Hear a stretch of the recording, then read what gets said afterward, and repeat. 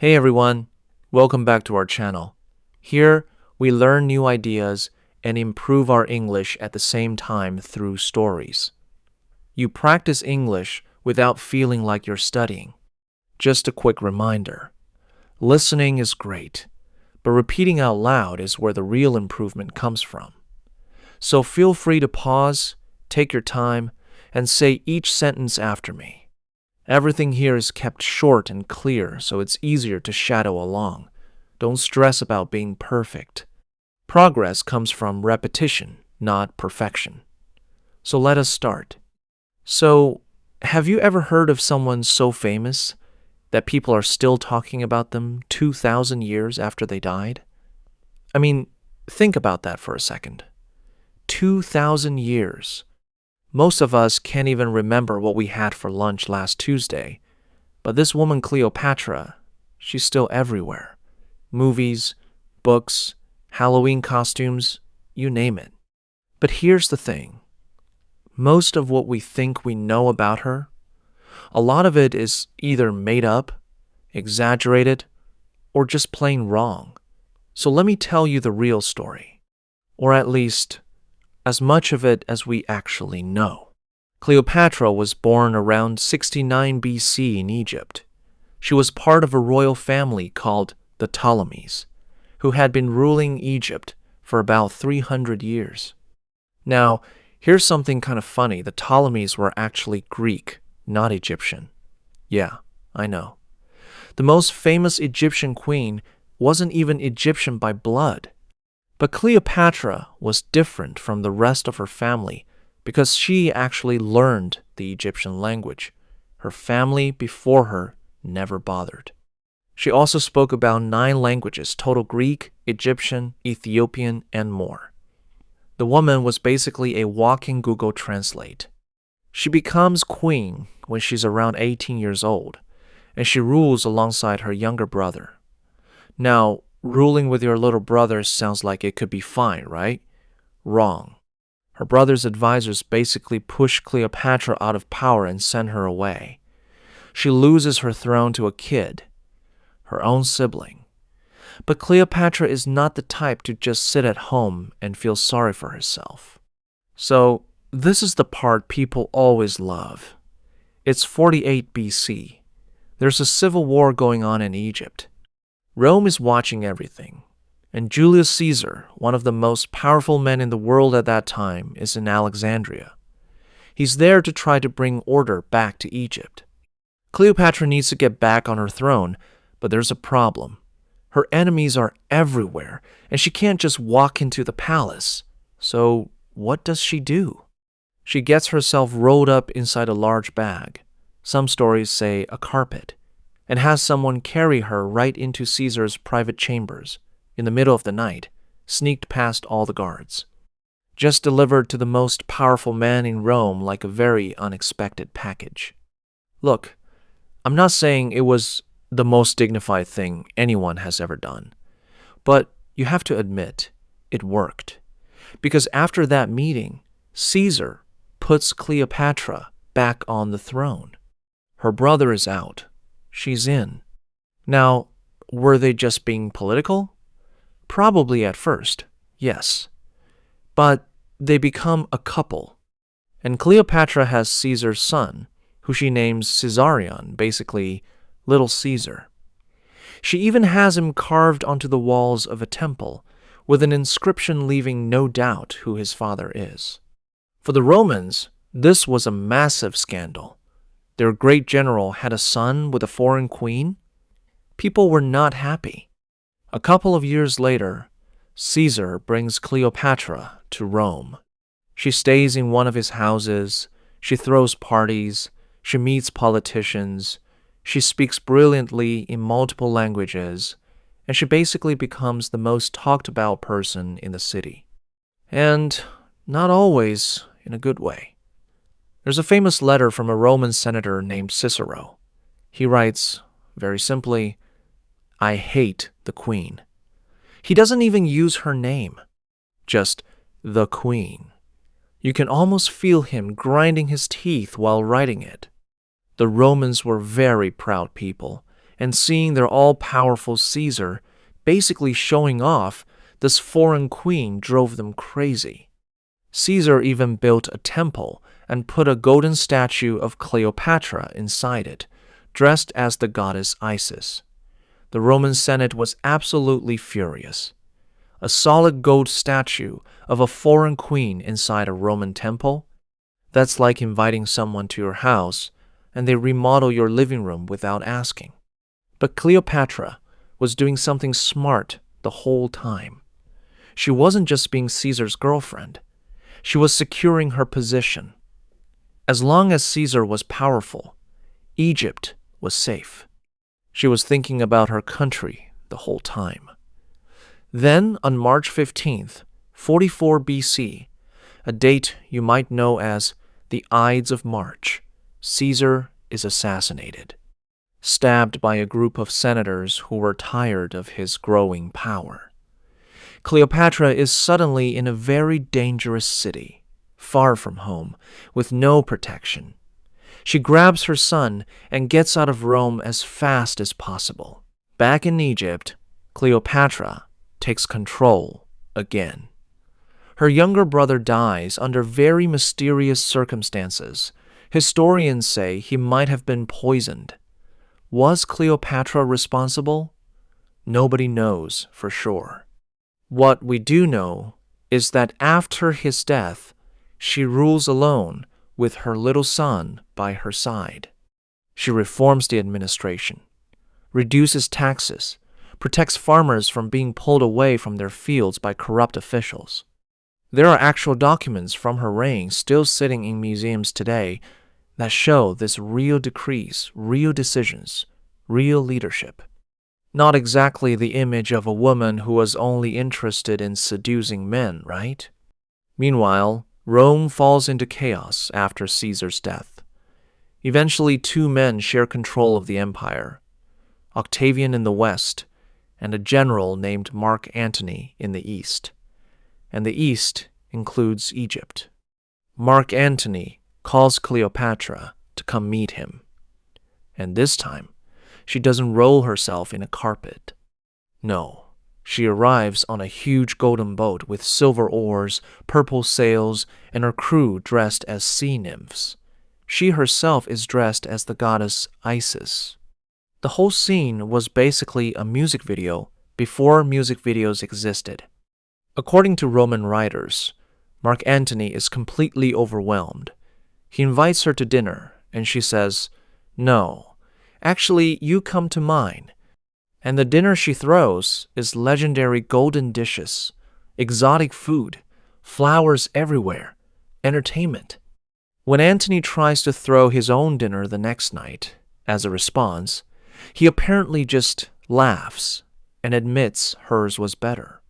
Now, here's where people usually say, "Oh, it was just about love, right?" She seduced him. And yes, they were clearly very fond of each other. They had 3 children together. They went out at night disguised as regular people, wandering through Alexandria.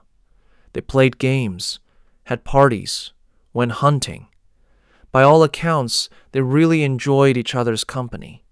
But let's not pretend it wasn't also about politics, because it always was with Cleopatra. Mark Antony needed Egypt's money and grain to fund his military campaigns. Cleopatra needed Rome's military protection to keep Egypt safe and independent. It was a partnership that worked on every level. And at one point, Mark Antony actually gave Cleopatra huge territories, parts of what are today Libya, Cyprus, Lebanon, and Syria. For the first time in 250 years, Egypt was as large and powerful as it had been in its golden age. Cleopatra had basically rebuilt the empire without firing a single arrow herself. The two of them were even minted together on coins, Cleopatra on one side, Mark Antony on the other. That's a big statement. It says, "We are equals. We are partners." In Rome, people were watching all of this with growing horror. Octavian, who will later become the first Roman Emperor Augustus, sees his opportunity. Mark Antony is spending too much time in Egypt, giving away Roman territories to a foreign queen, and generally behaving in ways that Romans found embarrassing. So Octavian starts a propaganda campaign. He spreads stories about how Mark Antony has been bewitched by Cleopatra, how she is dangerous and power-hungry, how she wants to rule Rome herself. He makes speeches in the Senate. He gets people angry. And it works. War breaks out between Octavian and Mark Antony. The big battle happens in 31 BC, near a place called Actium in Greece. Octavian's fleet faces the combined ships of Mark Antony and Cleopatra. Mark Antony's side is struggling. Soldiers are sick, supplies are low, morale is terrible. During the battle, Cleopatra's ships break through the enemy lines and escape. Mark Antony follows. Octavian later describes this as Cleopatra fleeing in cowardice. But some modern historians who have studied the sea currents and the actual records think the story was heavily exaggerated. They believe that breaking through the enemy line and protecting the treasury was actually part of the plan. But Octavian controlled the story afterwards, and the story he told was they ran away like cowards. Mark Antony's remaining soldiers, when they hear their general has left the battle, switch sides. Just like that, it's over. Octavian marches into Alexandria. Mark Antony, receiving false news that Cleopatra is already dead, falls on his sword. He survives the wound just long enough to be brought to Cleopatra and die in her arms. It's actually heartbreaking if you think about it. Now Cleopatra is a prisoner in her own palace. Octavian wants to take her back to Rome, parade her through the streets as a trophy to show everyone what happens when you challenge Rome. She would walk in chains behind his chariot in front of cheering crowds. For a woman who had been worshipped as a living goddess, this would be the ultimate humiliation. She refuses to let that happen. On August 12, 30 BC, Cleopatra takes her own life. She is 39 years old. The most popular version of the story says she let a poisonous snake, an asp, bite her. But no one really knows. She left no note. The exact method is still debated 2,000 years later. What we do know is that Octavian, when he heard the news, was genuinely impressed. Even he, her greatest enemy, admired her determination. He gave orders that she be buried alongside Mark Antony in a grand and royal way, and that was the end of the Ptolemaic dynasty. Egypt became a Roman province. 300 years of royal rule finished. The last pharaoh was dead. Now, here's something that might surprise you. We all think we know what Cleopatra looked like, right? Long black hair, perfect makeup, Elizabeth Taylor's face. But that image mostly comes from a 1963 Hollywood movie. The actual portraits from her lifetime coins, a marble bust kept in Berlin, another in the Vatican, show someone quite different. Her nose curved forward a little. Her lower lip stuck out slightly more than her upper lip. Her hair was pulled back in a style ancient Greeks called a melon hairstyle. She looked like a real person, not a movie star. A wall painting found in Pompeii, made around the time she was actually living in Rome, shows a woman with dark hair and olive skin. That might honestly be the closest thing we have to her real face. But here's the most interesting thing. Most people who actually met Cleopatra in real life said the same thing. Yes, she was attractive, but what really got people was her voice and the way she talked. She could switch languages mid-conversation. She was funny. She was sharp. She made you feel like the most interesting person in the room. That, more than any physical description, is probably the real Cleopatra. And here's the part that's still happening right now, which I think is genuinely exciting. Nobody has ever found Cleopatra's tomb, not a single trace of it. An archaeologist named Kathleen Martinez spent years searching for it. She actually gave up her career as a lawyer, just dropped it completely to become an archaeologist because of Cleopatra. That's some serious dedication.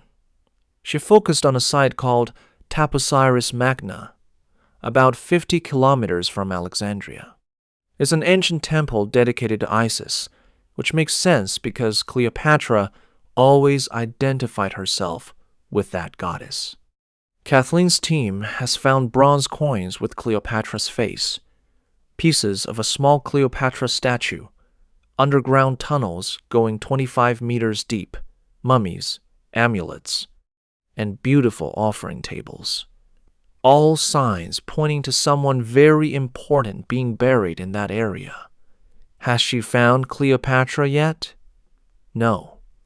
But she's still looking. So after all of that, the politics, the battles, the love story, the death, the propaganda, why do we still care about Cleopatra 2,000 years later? I think it's because her story asks a question we're still asking today. Can a woman lead the world? Can a woman be powerful and smart and also human with relationships and emotions and mistakes without people reducing her to just a seductress or a villain? Cleopatra ruled Egypt for 21 years. She kept her country independent against the most powerful empire on earth for as long as anyone possibly could. She spoke 9 languages, reformed taxes, protected ordinary farmers, built alliances, and played the most dangerous political game of her time better than almost anyone. And yet, for most of history, the main thing people remembered about her was that she was seductive. The Romans who wrote about her were her enemies. Octavian's propaganda shaped almost everything we know. She never got to write her own story. Other people wrote it for her, and they had every reason to make her look dangerous and foolish and manipulative. What we're left with is this mixture, part history, part myth, part Hollywood movie, of a woman who was genuinely one of the most remarkable rulers the ancient world ever produced. And somewhere under the desert sand near Alexandria, there might still be a tomb, and inside that tomb, there might be answers. Until then, the story of Cleopatra belongs to all of us. And every time someone tells it, they bring her back to life all over again, which, honestly, feels very appropriate for someone who spent her whole life playing the role of Isis, the goddess who never really lets anyone go. All right. If you made it through this shadowing session today, that already says something about your discipline. This repetition and consistency combination might look boring on paper, but it is one of the most powerful ways to build fluent, natural English.